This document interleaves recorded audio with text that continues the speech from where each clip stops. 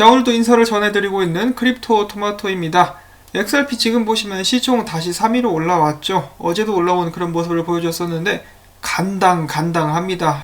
바로 코미테 테더가 누나를 부라리면서 XRP를 노려보고 있는데요. 이거 뭐 지금 3위를 차지하고 있다라고 하지만은 작두 타는 기분이죠. 이 발이 썰릴까봐 무서워가지고 제대로 움직이지도 못하는 XRP의 모습을 확인을 해볼 수가 있었고요. 자, 그러면 바로 이어서 오늘 나온 소식들도 보도록 하겠습니다. 첫 번째는 기사입니다. 리플 황소 21센트 돌파할까? 그리고 미국 소비자 금융보호국 XRP 국제송금 활용 잠재력이 높다. 자, 무슨 이야기인지 한번 또 쫙 보도록 하겠습니다. 일단 코인텔레그래프의 XRP 분석입니다. 자, XRP는 지난 며칠 동안 20센트 초반에서 이 저항선에 걸려가지고 못 넘어가고 있었는데, 이는 바로 고음, 즉 매도를 하는 세력이 공격적으로 이 수준을 방어하고 있음을 시사한다. 하지만 황소, 이 매수 세력이 XRP와 미국 달러 거래상을 하락 추세선 위로 밀어 올릴 수 있다라면은 23센트까지도 상승이 가능하다. 이 가격대마저 넘어서게 되면은 저항선을 깨 부시면서 27센트까지도 상승하게 될 수 있을 것이라고 진단을 한 것입니다. 솔직히 말씀을 전해드리자면은 그 전보다 상황이 좀 안 좋죠. 그 전 같은 경우는 그래도 사토시 차트가 어느 정도 버텨줘가지고 비트코인이 올라가면은 XRP도 따라 올라가는 그런 모습, 흉내라도 좀 내는 모습이 보여졌었으나 지금 비트코인이 엄청나게 올라도 XRP는 그냥 요지부동입니다. 상승할 때 그 힘을 같이 이제 받지 못하고 있는 그런 안타까운 모습이 보여지고 있는 가운데, 미국의 소비자 금융보호국에서 리플사에 관련된 긍정적인 발언을 해가지고 또 화제가 되고 있죠. 사실 이 부분은 제가 며칠 전에 전달을 해드린 부분입니다. 근데 거기에 좀 추가적인 사항이 있어가지고 가져가 봤는데요. 일단 기사에는 이렇게 나와 있죠. 리플 송금 시스템이 기존 업계 거래 투명성을 제고할 수 있다. 여기서 말한 투명성이 무엇이었느냐, 제가 전에 이 보고서를 잠깐 보여드리면서 말씀을 전해드린 적이 있었는데요.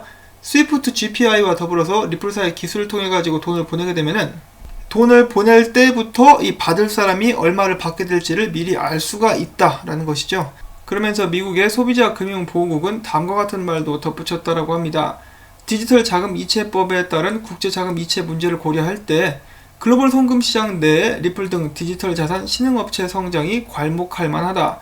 리플의 경우 자금 이체 및 결산 등에 효과적으로 활용될 수 있을 것으로 예상한다라는 견해를 밝혔다라고 합니다.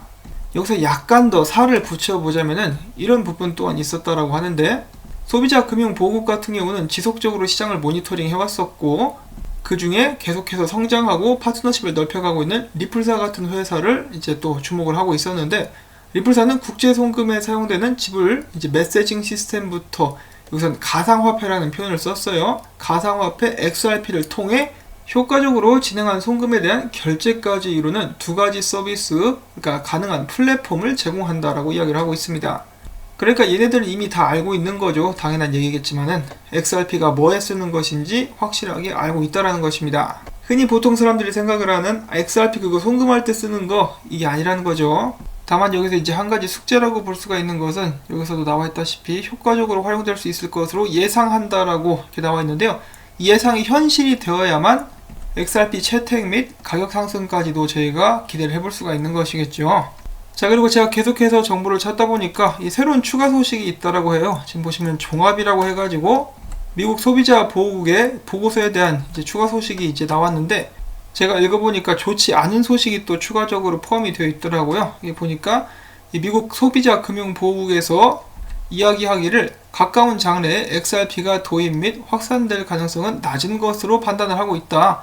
기관은 시장 참여 기업이 제시한 전망과 피드백을 토대로 단기간 내에 기존 네트워크에 대한 의존도를 없앨 가능성은 낮다라고 결론을 내렸다라고 합니다.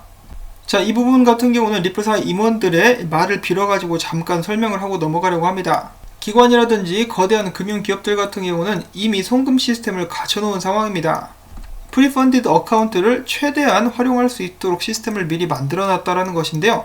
그런 데에서는 이제 XRP를 활용하는 데서 오는 이점을 크게 실감을 하지 못한다라고 하죠. 그 반면에 덩치가 작은 은행들, 큰 은행들에 의존을 해야만 했었던 은행들이라든지 작은 송금업체들 같은 경우는 큰 은행에 의지하면서 사업을 진행을 하는 것보다 리플사의 기술을 활용해가지고 노스트로 보스트로 어카운트도 없애는 등 여러가지로 크게 이득을 볼 수 있기 때문에 호불호가 갈린다라고 볼 수가 있는 것이죠. 그래서 XRP 활용 및 전파 같은 경우는 우리는 정말 이 시스템이 필요해. 우리에게는 가뭄의 단비 같은 그런 기술이야 라고 받아들이는 그룹이 있을 것이고, 아니 우리는 우리만의 시스템을 이미 가지고 있어. 그렇기 때문에 사용하지 않겠어 라고 이야기를 하는 그런 그룹들이 따로 나눠지게 될 것이라는 것입니다. 초반에는 말이죠. 그런데 저희가 얼마 전에 봤었던 이 파괴적인 기술에 관련된 이론이 있지 않습니까? 그 이론에 대비를 해봤을 때 딱 그대로 흘러가고 있습니다. 주류를 형성하는 기업들은 이 파괴적인 기술을 한 번에 받아들이지 않고, 이 파괴적인 기술은 비주류라든지 소수로부터 먼저 받아들여진 다음에 천천히 시장을 잠식해 나가죠. 제가 봤을 때는 지금 딱 그대로 가고 있는 것은 아닌가라는 생각을 해봅니다. 이거를 좀 더 막 조미료를 쳐가지고 말씀을 드리자면은 리플사의 계획대로 흘러가고 있다라고도 볼 수가 있는 것이죠.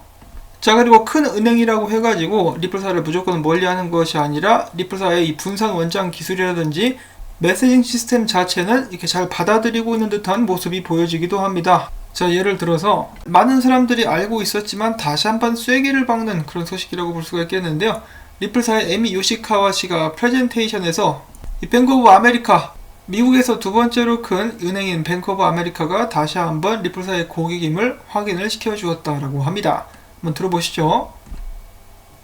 Today we have over 300 customers across 40 markets, and ranging from large global banks like Santander and Bank of America to traditional money transfer business like MoneyGram, and also more newer fintech type companies like Neo. Standardized access. 자, 음성 변조가 된 것인지는 모르겠는데 좀 목소리가 특이하죠.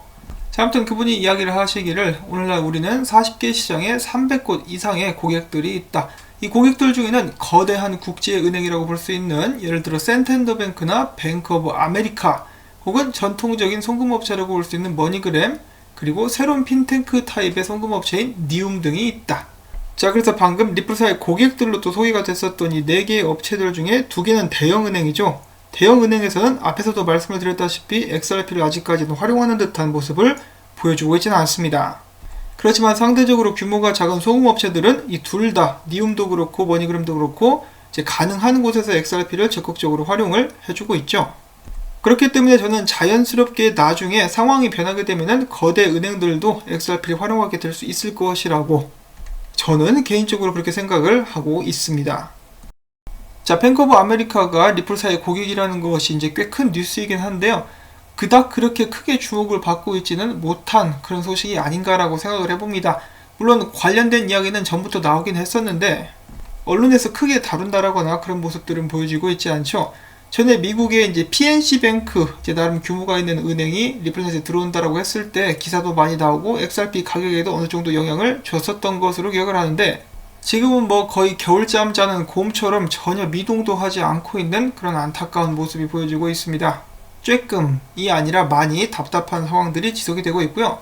자, 그 다음에 오랜만에 코리 존슨이 또 XRP에 관련된 트윗을 남겼다라고 합니다. 얼마 전에 나온 소식이었죠. 이제 외국의 거대한 소셜미디어인 레딧에서 주제별 포럼 성격에 따라 가지고 이더리움 기반의 토큰을 이제 테스트 중이다 라는 발표가 나왔었는데요.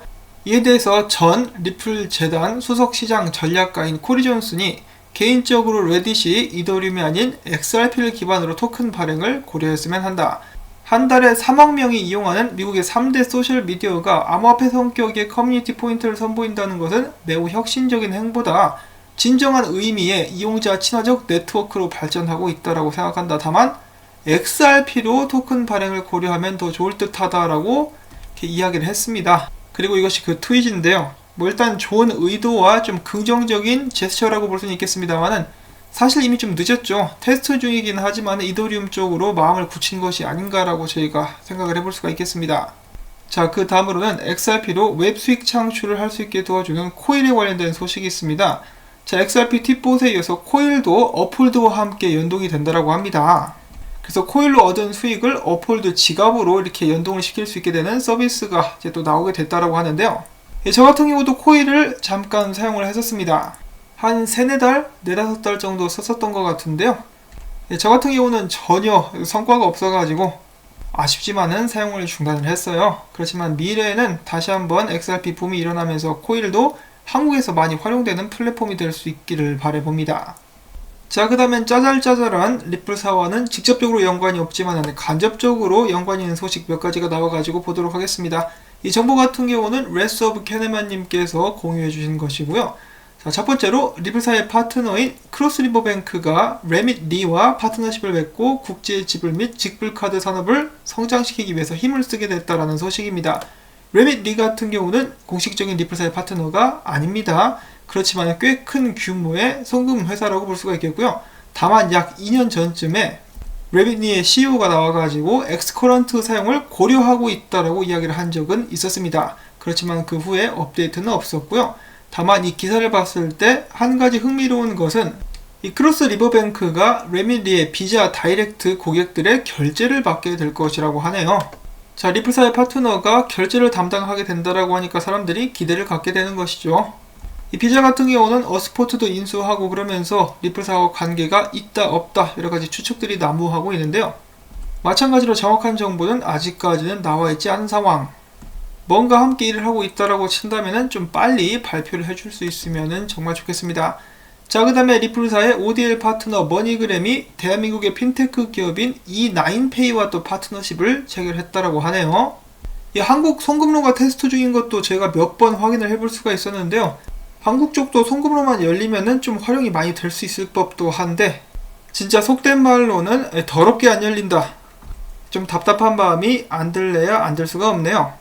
시간은 흐르고 흘러 어느덧 5월 중순 2020년의 절반이 지나가고 있습니다. 기다리시는 많은 분들을 위해서라도 이 리플사가 XRP 관련된 좋은 소식 전달해 줄 수 있기를 바라보면서 오늘 영상은 또 여기서 마무리를 짓도록 하겠습니다. 자, 오늘 좀 기사들이 중간에 왔다 갔다 해가지고 좀 횡설수설한 그런 면도 많이 있었는데요.